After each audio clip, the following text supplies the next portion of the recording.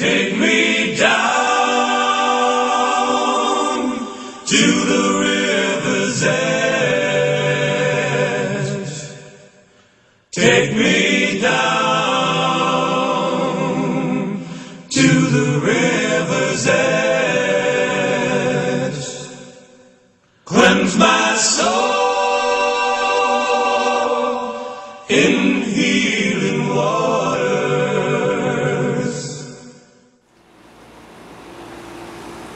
Around 677 BC, the Assyrian king had conquered the northern kingdom of Israel and transplanted the persons from the Babylonian Empire to the newly subjugated lands that he had just conquered.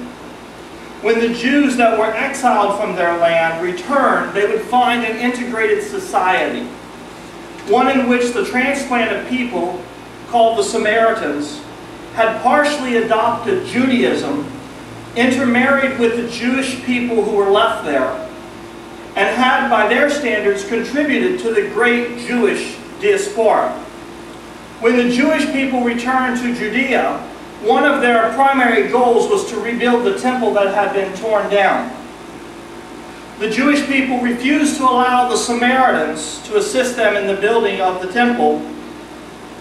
There was a great divide between these two cultures, and the Jewish people, who valued their purity and thought of the Samaritans as half-breeds of a lower caste system, would have nothing to do with them. There was an intentional segregation that occurred, and oftentimes discriminations with the people of Samaria. There was a great deal of hostility and that of prejudice between the Jews and the Samaritans. The cultural dynamic lays the background to the scriptural lessons of Jesus and the Samaritan woman that we read about today. For Jesus to speak to the Samaritan woman was considered to be an affront to many. For Jesus to share drink with the Samaritan woman was a fundamental shift in the cultural norms of that time. For Jesus to minister to her as an equal was revolutionary evangelism. Some today may equate this to radical liberalism, but Jesus simply saw this as the purpose of the gospel. In humanity's great divide, where we have determined who is worthy and who is not worthy of the gospel, we can find the reflection of another group that has been stigmatized and marginalized. We can find theological parallelism in how the Samaritans were cast aside for what was perceived as their mixing of the kinds and stripped of their opportunity to hear about the universality of grace and the current misunderstandings of transgendered issues and the lethargic response about the grace which God bestows upon this community. If I were to say I know the path of my transgender brothers and sisters, then I would diminish the journey they walk each and every day. The cold stares of people who do not understand. The silent judgment of persons who miss the opportunity to speak to someone and hear their story of a child of God. When someone refers to our community, transgender persons are a part of us, yet they are the minority of the minority. They are the expendable when we need to pass non-discriminatory legislation. They are the group that is often misunderstood because they are described by some as the third wheel in the fight for gay and lesbian rights. We may not have experienced what it is to be transgender. However, each and every one of us should be moved by our own fight about inequality. We can turn to our own experiences and our own journeys marked with discrimination. Let us turn to spiritual efficacy, to be inspired to find truth, so we can know how to identify with them and understand their journey. In the movie Transamerica, it tells the story of a preoperative trans person who must meet a son who she did not know existed and tell the son that she is his father.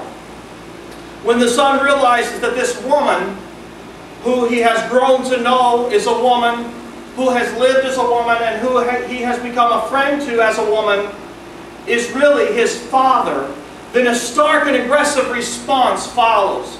It's a response of anger and confusion.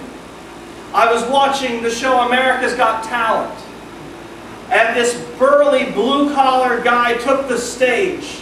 He spoke to the judges, and his voice resonated in the baritone depths as he told them this was his gift.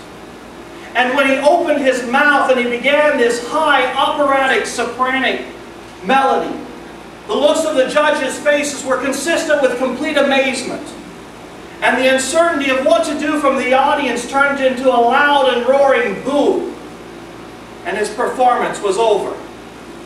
Whether we like it or not, we live in a society that likes to compartmentalize and label. These are the things that are acceptable for men, and these are the things that are acceptable for women. These are the things that we will allow you to do, and these are the things that we will not allow you to do. This fluid and ever-changing list challenges us to stay on top of it so we can be politically correct and socially tolerable. The things in life that challenge those boundaries are often reacted to harshly.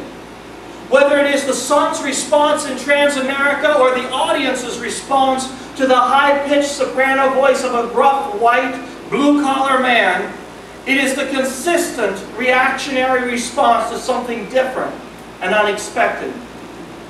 In 2000, the Washington, D.C. Transgender Needs Assessment Survey was conducted. Over 50% of the people surveyed reported a high school education or less, and 60% were reporting income less than $10,000 a year. When the issue was explored as to why this would be for a transgendered person, they found that the social stigmas, the harassment and intimidation, the shame that they walk with, people needed to categorize them as male or female, and their transgendered nature led people to feel that they were unnatural, they were mixing of the kinds in some form. Perhaps the same mixing of the kinds that we read about in the Samaritans today.